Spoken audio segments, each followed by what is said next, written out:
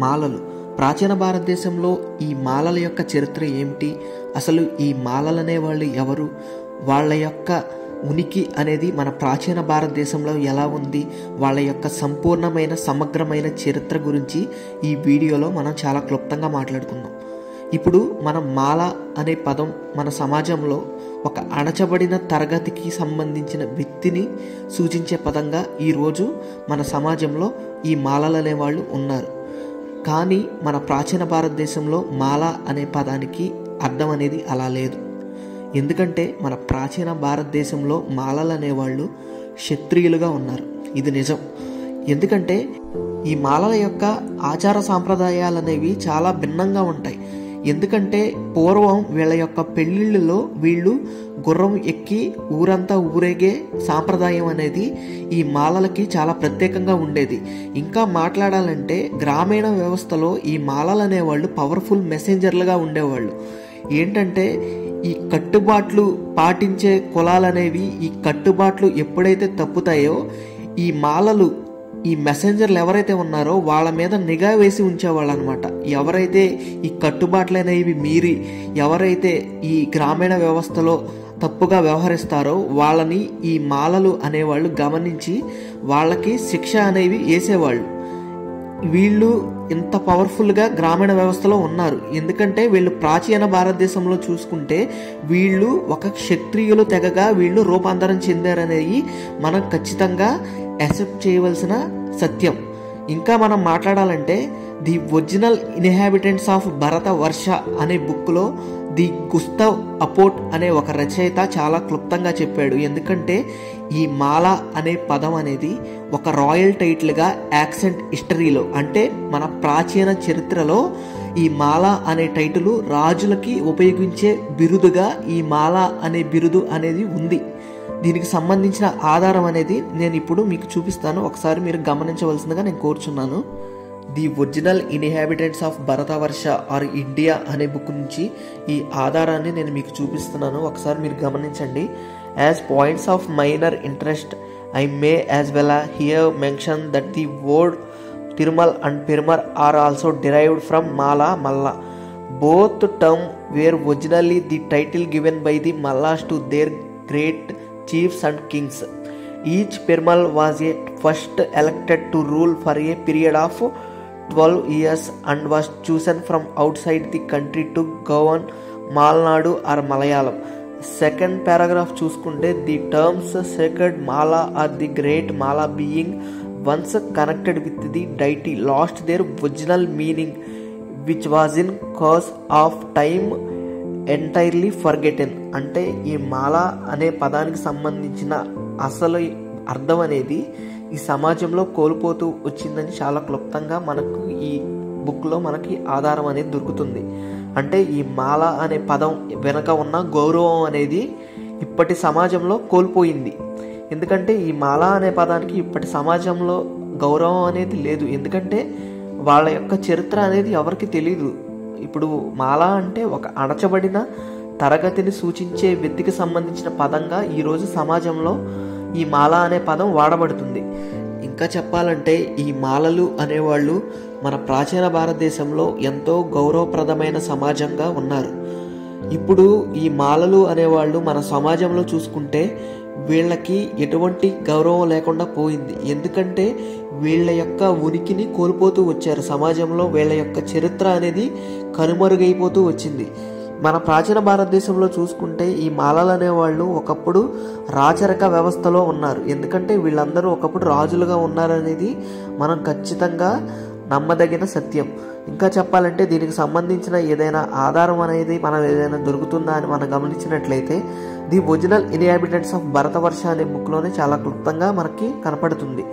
Of the Mallas had sung beneath the horizon the former term of honour became a degraded into a by name of opprobrium and was applied to the lowest population so that Malavadu is in modern Telugu the equivalent of Paraiya. దీనికి చాలా క్లుప్తంగా చెప్తున్నానండి. And the is cherished among the Paraiya or Malas. The పరయాస్ are Mahars of the Maratha country claim thus to have a once be a rulers of Maharashtra.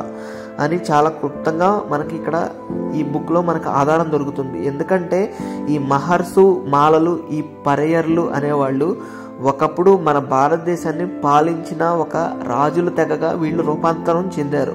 దీనికి సంబంధించిన ఆధారం అనేది ఇంకా మనకి కొన్ని బుక్స్ రూపంలో మనకి కొన్ని దొరుకుతున్నాయి. ఇంకా చెప్పాలంటే the original inhabitants of Bharatavarsha అనే బుక్లోనే చాలా క్లుప్తంగా ఈ విధంగా మనకి ఈ రచయిత అనేది వివరించడం జరిగింది. అలాగే the original inhabitants of Bharatavarsha or India అనే బుక్లో జర్మన్ చరిత్రకారుడైన గుస్తావ్ సాల్మన్ అపోర్ట్ అనే రచయిత చాలా క్లుప్తంగా ఆయన రాసిన the original inhabitants of Bharatavarsha అనే బుక్లో చాలా క్లుప్తంగా వివరించడం జరిగింది.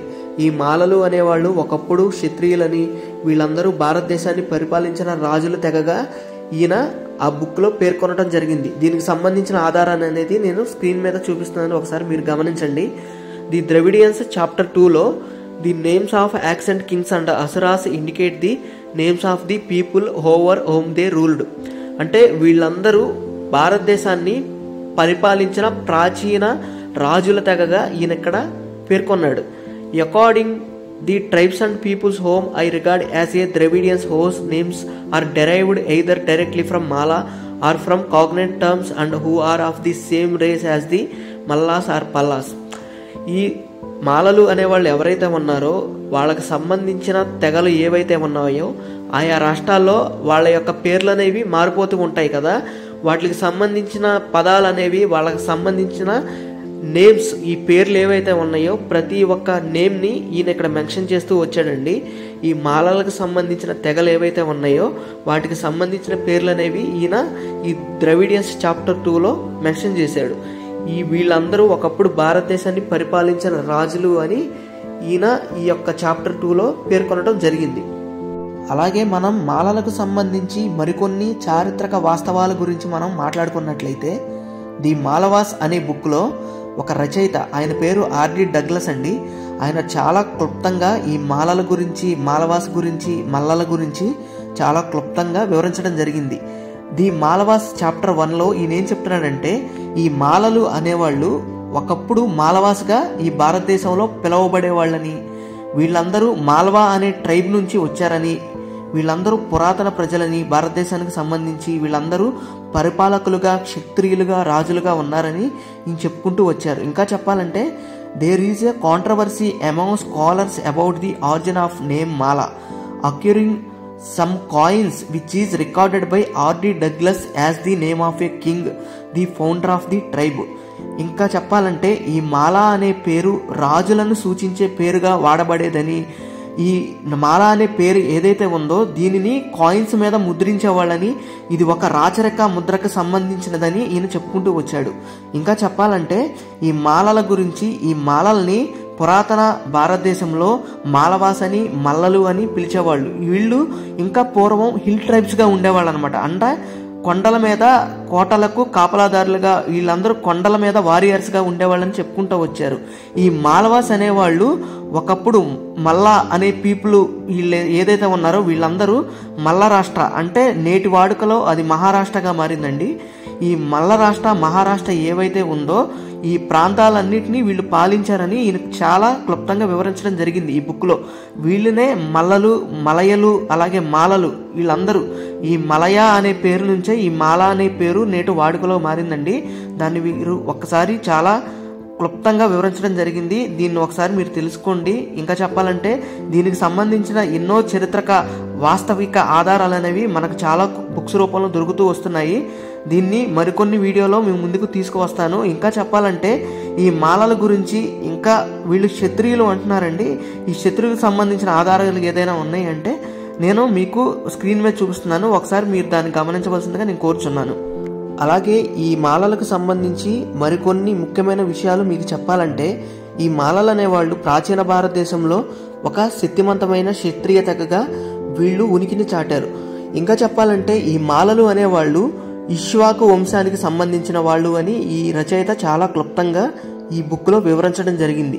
ఈ ఇక్ష్వాకు వంశం అనేది గౌతమ బుద్ధుడికి సంబంధించిన వంశం అనమాట. వీళ్ళందరూ సూర్యవంశానికి సంబంధించిన రాజుల తెగ.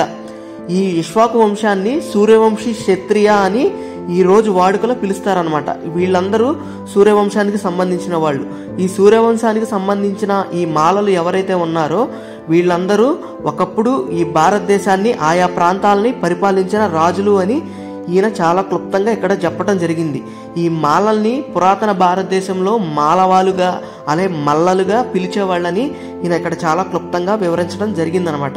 ఇంకా చెప్పాలంటే ఈ మాలల గురించి మరికొన్ని ఆధారాలు అనేవి ఇంకా మరికొన్ని బుక్స్ రూపంలో మనకు దొరుకుతున్నాయి. ఇంకా దాన్ని మనం ఒకసారి పరిశీలించినట్లయితే the cost and tribes of Nizam dominations అనే బుక్లో ఈ రచయిత చాలా క్లుప్తంగా మాలలకు సంబంధించి వాళ్ళ యొక్క వాస్తవిక చారిత్రక ఆధారాలను ఆయన ఇక్కడ చెప్పడం జరిగింది. ఆయన ఏం చెప్తున్నారంటే ఈ మాలలు అనేవాళ్ళు ఒక బలమైన వ్యక్తుల సమూహంగా ప్రాచీన భారతదేశంలో ఉన్నారని, వాళ్ళల్లో కొన్ని బలమైన తెగలు ఉన్నాయని ఆయన ఇక్కడ చెప్పడం జరిగింది. దానిలో మనం సోమవంశీ మాల అనే దాని గురించి మనం ఒకసారి గమనించినట్లయితే సోమవంశీ అనగా తెలుగు లిటరేచర్లో చంద్రవంశీ క్షత్రియ అని పిలుస్తారు. ఈ చంద్రవంశీ క్షత్రియులే మాలలు అని చాలా క్లుప్తంగా ఈ రచయిత ఇక్కడ వివరించడం జరిగింది. ఇంకా చెప్పాలంటే లద్దవంత్ అంటే ఒకప్పుడు గుజరాత్కి సంబంధించిన ఒక పేరు, అంటే పాత పురాతన పేరు అనేది ఈ గుజరాత్కి ఉండేది. లద్దవంత్ లాట్ ప్రదేశ్ అని పిలిచేవాళ్ళు అనమాట గుజరాత్ని. ఈ గుజరాత్కి సంబంధించి ఒకప్పుడు ఈ గుజరాత్ మహారాష్ట్ర పరిసర ప్రాంతాలని కొంతమంది ఈ మల్లరాజులు అనేవాళ్ళు పరిపాలించేవాళ్ళు. వాళ్ళు వాళ్ళ యొక్క స్థానాలని కోల్పోయిన తర్వాత, అంటే వాళ్ళ యొక్క రాజ్యాలని వాళ్ళు కోల్పోయిన తర్వాత వాళ్ళు ఆ ప్రాంతాలను వదిలి వెళ్ళేటప్పుడు ఆ యొక్క మూలం అనేది వాళ్ళకి అలా ఉందన్నమాట. ఇంకా చెప్పాలంటే అద్దవంత్ అంటే అందవంశీ.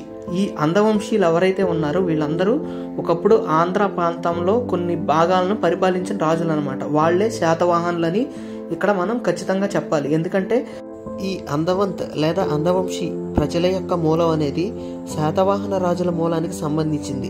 ప్రాచీన భారతదేశంలో ఈ శాతవాహన రాజులను అందవాన్స్ అని లేదా అందవంశీ ప్రజలు అని లేదా అందవంశీ క్షత్రియులుగా ఈ శాతవాహన రాజులను పేర్కొన్నారు. ప్రాచీన భారతదేశంలో ఈ శాతవాహన రాజుల యొక్క పాలన అనేది మహారాష్ట్ర అలాగే గుజరాత్లోని కొన్ని ప్రాంతాల నుంచి వీళ్ళ విస్తరణ అనేది ఆంధ్రాలోని కొన్ని ప్రాంతాలను పాలించే దిశగా సాగింది. ఇప్పుడు ఆంధ్ర అనే పదం యొక్క మూలం ఏమిటి అని మనం గమనించినట్లయితే ఆంధ్ర అనే పదం అనేది అందవంశీ అనే పదం నుంచి వచ్చింది. ఇది శాతవాహన రాజులకు సంబంధించిన మూలం నుంచి వచ్చిన పదం. ఇప్పుడు ఈ ఆంధ్ర వంశీ క్షత్రియులుగా శాతవాహనులను చెప్పుకుంటారు. అలాగే ఈ శాతవాహనుల యొక్క ప్రధాన మూలం గురించి మనం పరిశీలించినట్లయితే ఈ శాతవాహనుల ప్రధాన మూలం అనేది నాగుల మూలం నుంచి వస్తుంది. నాగులు అనగా మన భారతదేశంలో అతి పురాతనమైన ప్రాచీనమైన వ్యక్తుల సమూహం. ఈ నాగులు అనేవాళ్ళు బౌద్ధ మతాన్ని అనుసరించేవాళ్ళు. వీళ్ళు గౌతమ బుద్ధుని ప్రధాన అనుచరులుగా ఉండేవాళ్ళు. ఇంకా చెప్పాలంటే మౌర్య సామ్రాజ్యాన్ని స్థాపించింది కూడా వీళ్ళే. చంద్రగుప్త మౌర్యుడు అలాగే అశోక చక్రవర్తి కూడా ఈ నాగవంశీ క్షత్రియ వంశానికి సంబంధించిన వాళ్లే.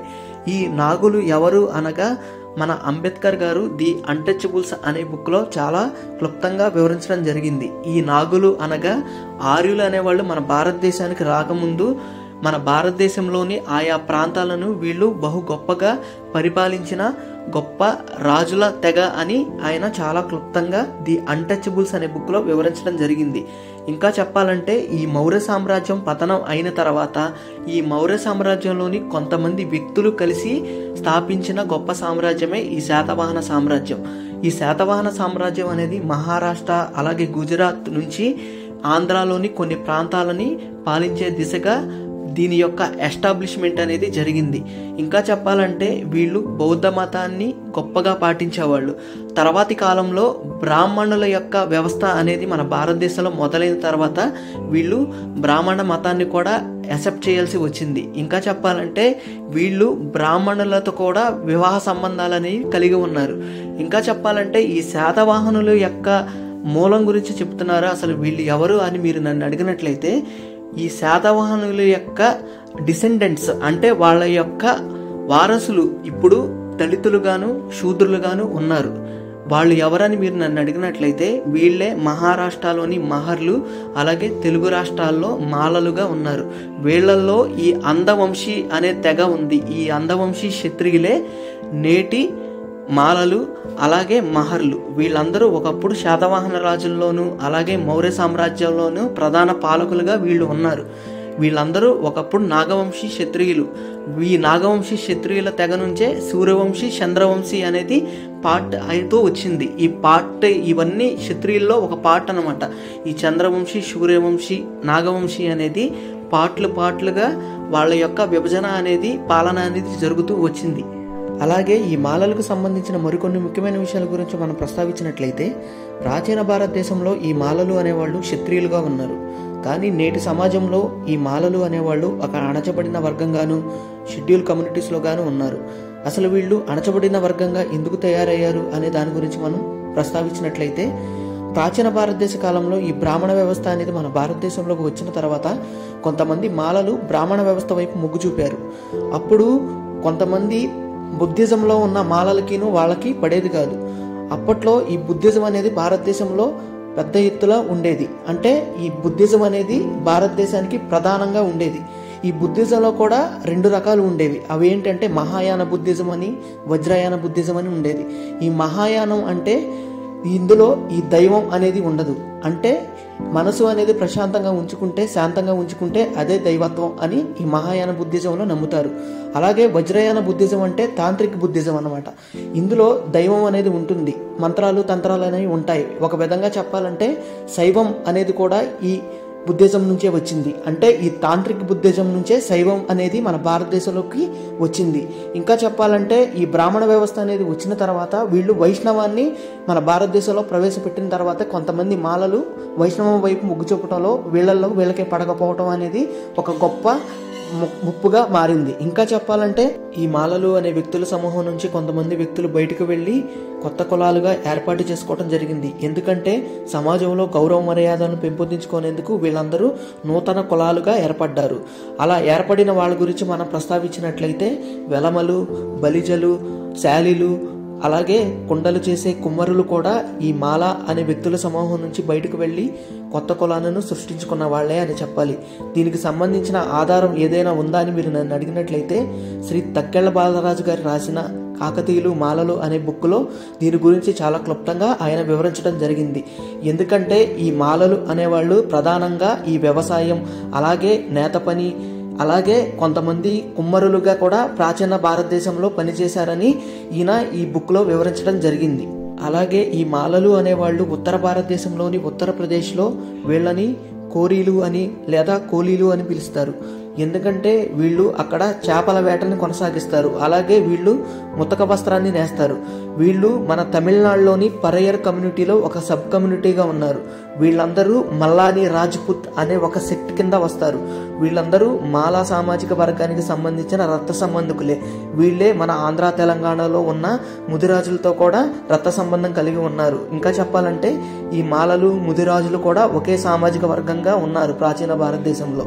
అలాగే ఈ మాలలకు సంబంధించిన వ్యక్తుల సమూహాలని మనం ఎలా గుర్తుపట్టాలి అని మీరు నన్ను అడిగినట్లయితే, మాలలు అనేవాళ్ళు ప్రధానంగా ఈ వ్యవసాయం మీద ఆధారపడి జీవిస్తారు. అలాగే ఇంకా చెప్పాలంటే తెలంగాణలో మాలలు అనేవాళ్ళు ఎక్కువగా నేరటి పని చేస్తారు. అంటే ఈ వ్యవసాయానికి సంబంధించిన నీటిని సేకరణ చేసే పని అన్నమాట. ఇంకా చెప్పాలంటే మన కర్ణాటక చూసుకుంటే ఈ మాలల్ని అక్కడ హొలియాలుగా, చలుబాదీలుగా పిలుస్తారు. అక్కడ వీళ్ళని ప్రధానంగా వ్యవసాయ కార్మికులుగా పిలుస్తారు. ఇంకా చెప్పాలంటే వ్యవసాయాన్ని కర్ణాటక రాష్ట్రానికి ప్రవేశపెట్టి అక్కడ నాగరికత నేర్పిన జాతిగా అక్కడ హొలియాలని చూస్తారు. అలాగే కేరళలో పులయాన్లుగా, మన్నాడిగా, అలాగే చెరుమాన్లుగా ఈ మాలల్ని అక్కడ పిలుస్తారు. ఇంకా చెప్పాలంటే వాళ్ళు అక్కడ వ్యవసాయాన్ని, నాగరికతని మొదలుపెట్టిన మొదటి వ్యక్తులుగా అక్కడ వాళ్ళని పరిగణిస్తారు. కేరళలో వీళ్ళే చారా కింగ్స్, అంటే ఈ చారా కింగ్డమ్ ఏదైతే ఉందో వాళ్ళు ఈ పులయాన్, అలాగే చెరుమాన్ అని పిలుస్తారు. అక్కడ వీళ్ళు ఈ చారా అనే పేరు నుంచే చెరుమాన్గా వీళ్ళ యొక్క పేరు అనేది మారింది. అలాగే ఆంధ్ర తెలంగాణలోని మాలల గురించి మనం ప్రస్తావించినట్లయితే, ఆంధ్ర తెలంగాణలోని మాలలు ముఖ్యంగా వ్యవసాయం మీద ఆధారపడి జీవనం సాగిస్తున్నారు. అలాగే చీరాల పరిసర ప్రాంతాల్లో ఇప్పటికీ మాలలు పట్టు నేత కార్మికుల వలె ఉన్నారు. అంటే నేత పనిని ఇప్పటికీ మాలలు కొనసాగిస్తున్నారు. అలాగే తమిళ ప్రాంతంలో మాలలను పరియర్లుగా, పల్లర్లుగా పిలుస్తారు. తమిళనాడులో పరియర్లోని సబ్ కమ్యూనిటీ అయిన కొలియర్లు ఇప్పటికీ ముతక వస్త్రాన్ని నేస్తున్నారు. అంటే మాలలు మాత్రమే ముతక వస్త్రాన్ని నేస్తారు. అంటే ఈ కోలి అనే సామాజిక వర్గం అనేది ఈ మాలలకు సంబంధించినది. అలాగే పల్లర్లు మలబార్ ఏరియాలో ముతక వస్త్రాన్ని నేసేవాళ్ళు అని సెన్సస్ రిపోర్ట్లో కొన్ని ఆధారాలు అనేవి మనకు దొరుకుతున్నాయి. అలాగే తమిళనాడును ఒకప్పుడు పరిపాలించిన పాండ్య రాజులు కూడా ఈ మల్లాని రాజపుత్ వంశానికి సంబంధించిన వాళ్లే అని చాలా క్లుప్తంగా మనకు కొన్ని ఆధారాలు లభిస్తున్నాయి. ఈ ఆధారం అనేది the original inhabitants of Bharatavarsha అనే బుక్లో నుంచి నేను మీకు చూపిస్తున్నానండి. ఒకసారి మీరు దీన్ని గమనించండి. పల్లర్లు ఒకప్పుడు పాండ్య వంశ రాజుల్లో వాళ్ళ యొక్క వారసత్వం అనేది ఉందని వాళ్ళు వెల్లడించడం జరిగింది. దీనికి సంబంధించిన ఆధారం అనేది ఈ పల్లర్లే ఒకప్పుడు పాండ్య వంశ రాజులు అని చాలా క్లుప్తంగా మనకి అర్థమవుతుంది. ఈ పల్లర్లు అంటే తమిళనాడులోని మాలలు, ఈ మాలలే పాండ్య వంశ రాజులని, ఈ మల్లాని రాజపుత్ అనే ఒక సెక్టులో వీళ్ళు ఒక భాగం అని చాలా క్లుప్తంగా మనకి ఇక్కడ అర్థమవుతుంది. అలాగే కర్ణాటక రాష్ట్రానికి సంబంధించి మాలలకి ఒక అద్భుతమైన రాచరిక చరిత్ర ఉంది. ఇక్కడ మాలల్ని హొలయాలు చలివాదీలు అని పిలుస్తారు. హొలయ అనగా వ్యవసాయ క్షేత్రంలో ఉన్న వ్యక్తి అని అర్థం. అలాగే హొల అనగా వ్యవసాయ క్షేత్రము అని అర్థం. అలాగే ఈ హొలయాలలో ముతక వస్త్రాన్ని నేసే హొలయాలు కూడా ఉన్నారు. ఇంకా చెప్పాలంటే ఈ హొలయాలలో కొంతమంది రాయల్ బ్లడ్ లైన్ నుంచి వచ్చినట్లు కొన్ని ఆధారాలని మనకు లభిస్తున్నాయి. ఎందుకంటే ఈ హొలయాలలో కొంతమంది హొలయాలు మైసూరు ప్రాంతాన్ని ఒకప్పుడు పాలించిన రాజులు అనే చరిత్ర అక్కడ ఉంది. ఎందుకంటే వాళ్ళు ఎవరో అని మనం ఆరా తీసినట్లయితే గంగడికర హొలయాస్ అనేవాళ్ళు, అలాగే ఆరతి హొలయాస్ అనేవాళ్ళు ఈ మైసూరు ప్రాంతాన్ని ఒకప్పుడు పాలించిన రాజులు తెగగా ప్రసిద్ధి చెందారని ఈ కర్ణాటక రాష్ట్రంలో చరిత్ర ఉంది. ఎందుకంటే ఈ గంగడికర హొలయ అనేది ఒక రాయల్ బ్లడ్ లైన్ మైసూరు ప్రాంతంలో. ఇంకా చెప్పాలంటే ఈ చాళుక్య రాజులు ఎవరైతే ఉన్నారో వీళ్ళందరూ ఈ హొలయ సామాజిక వర్గానికి చెందిన వాళ్లే. ఇంకా చెప్పాలంటే ఈ చాళుక్య రాజ్యవంశాన్ని స్థాపించిన పులకేశి ఎవరైతే ఉన్నారో ఇన్ని హొలయ కేశవ అంటారు. అంటే హొలయాలకు కేశవుడు, అంటే ఈ హొలయాలకు అధిపతి అని అర్థం. అందుకే ఈయన ఈ హొలయ సామాజిక వర్గానికి చెందిన వ్యక్తిగా అక్కడ ఈ కర్ణాటకలో చరిత్ర ఉంది. ఇంత గొప్ప చరిత్ర కలిగిన మాలలు ఇప్పటి సమాజంలో వాళ్ళ యొక్క ఉనికిని గౌరవాన్ని కోల్పోవడానికి గల ప్రధాన కారణం ఏమిటి అని మనం గమనించినట్లయితే అప్పట్లో ఈ మతం మారిన వాళ్ళని కుల కట్టుబాట్లు ఏమీ పాటించవలసిన అవసరం లేదు అని అప్పటి బ్రిటిష్ ప్రభుత్వం కోర్టుల ద్వారా వాళ్ళకి జడ్జిమెంట్ ఇచ్చింది. దీనివల్ల ఎవరైతే ఈ మతం మారతారో వాళ్ళు వాళ్ళ యొక్క కుల కట్టుబాట్లు ఏమీ పాటించవలసిన అవసరం లేదు అని అప్పటి బ్రిటిష్ ప్రభుత్వం నిర్ణయం తీసుకుంది. దీనివల్ల ఈ మాలల్లో ముఖ్యంగా ఎక్కువగా క్రిస్టియానిటీలోకి అలాగే ఇస్లాంలోకి అప్పట్లో మతం మారటం అనేది జరిగింది. వీళ్ళు ఎవరు ఈ మాల కులానికి సంబంధించిన కుల కట్టుబాట్లు పాటించవలసిన అవసరం లేదు అని నిర్ణయం తీసుకోవటం వల్ల అప్పట్లో ఈ కులవాదీల మాటలు కూడా ఎవరు వినేవాళ్ళు కాదు. దీనివల్ల ఈ మాల సామాజిక వర్గం అనేది ఒక బలహీనమైన సామాజిక వర్గంగా తయారైంది. దీని యొక్క ఉనికిని అది ఇప్పటి సమాజంలో కోల్పోయింది. ఈ కుల కట్టుబాట్లు అనేవి ఒక కులం యొక్క బలాన్ని తెలియజేస్తుంది. ఈ కుల కట్టుబాట్లు అనేవి పాటించకపోవటం వల్ల ఈ కుల బలం అనేది తగ్గిపోతూ వస్తుంది. ఈ కుల కట్టుబాట్లు అనేవి ఒక కులం యొక్క బలాన్ని సమాజంలో తెలియజేస్తుంది. దీనివల్ల ఈ మాల సామాజిక వర్గం అనేది దాని యొక్క ఉనికిని ఇప్పటి సమాజంలో కోల్పోయింది. అలాగే మాలల యొక్క పాపులేషన్ అనేది ముఖ్యంగా తగ్గిపోవడానికి గల ప్రధాన కారణం అప్పట్లో మతం మారిన తర్వాత వీరి యొక్క కుల కట్టుబాట్లు అనేవి పాటించకపోవటం. ముఖ్యంగా చూసుకుంటే తెలంగాణ రాష్ట్రంలో ఎక్కువ శాతం మంది మాలలు అప్పట్లో ఇస్లాం మతాన్ని స్వీకరించడం జరిగింది. వీరి యొక్క ఐడెంటిటీ అనేది తరువాత కాలంలో ఇస్లాం మతాన్ని స్వీకరించడం ద్వారా కోల్పోతూ వచ్చారు. ఎందుకంటే ఒక వ్యక్తి ఇస్లాం మతాన్ని స్వీకరించడం ద్వారా తరువాత కాలంలో అతని యొక్క ఐడెంటిటీ అనేది ఇస్లాం మతం రిలేటెడ్గా ఉంటుంది, కానీ అతను మాల సామాజిక వర్గానికి సంబంధించిన వ్యక్తిగా అతను పరిగణించబడడు. దీన్ని బట్టి చూసుకుంటే అతను కుల కట్టుబాట్లు అనేవి పాటించవలసిన అవసరం లేదు. ఇలా ఈ మాల సామాజిక వర్గం అనేది తరువాత కాలంలో తన పాపులేషన్ అనేది కోల్పోతూ వచ్చిందని మనం చెప్పుకోవాలి. ఇంకా చెప్పాలంటే ఇది బ్రిటిషర్స్ టైంలో జరిగిన అతిపెద్ద కుట్రలాగే మనం భావించాలి. ఎందుకంటే ఒక వ్యక్తి మతం మారితే కులం యొక్క కట్టుబాట్లు పాటించవలసిన అవసరం లేదు అనే ఈ జడ్జిమెంట్ ఏదైతే ఉందో అది రాంగ్ స్టేట్మెంట్గా మనం భావించాలి. ఎందుకంటే ఇది బ్రిటిషర్స్ చేసిన అతిపెద్ద కుట్రలాగే మనం చెప్పుకోవాలి. దీన్ని బట్టి చూసుకుంటే మన చరిత్ర అనేది మనం తెలుసుకోకపోతే తరువాత కాలంలో మనం ఎంతో నష్టపోతాం అని చెప్పుకోవాలి.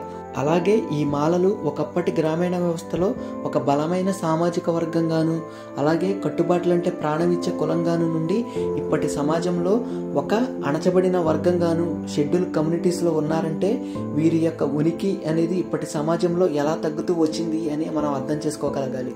ఇంకా చెప్పాలంటే వీరి యొక్క ఉనికి అనేది ఇప్పటి సమాజంలో కోల్పోవడానికి గల ప్రధాన కారణం వీరి యొక్క కుల కట్టుబాట్లు అనేవి వీరు పాటించకపోవడం అనే చెప్పాలి. అందుకే వీరి యొక్క ఉనికి అనేది ఇప్పటి సమాజంలో లేకుండా పోయింది. వీళ్ళు ఒక బలహీనమైన సామాజిక వర్గంగా ఉండడానికి ఇదే ప్రధాన కారణంగా మనం భావించాలి. ఇది ఫ్రెండ్స్ ఈ మాలల యొక్క సంపూర్ణమైన సమగ్రమైన చరిత్ర. ఈ వీడియో కనుక మీకు నచ్చినట్లయితే ఖచ్చితంగా ఈ వీడియోని లైక్ చేయండి, అలాగే షేర్ చేయండి. మన ఛానల్ని మాత్రం ఖచ్చితంగా సబ్స్క్రైబ్ చేసుకోండి. అందరికీ జై భీమ్, నమో బుద్ధాయ.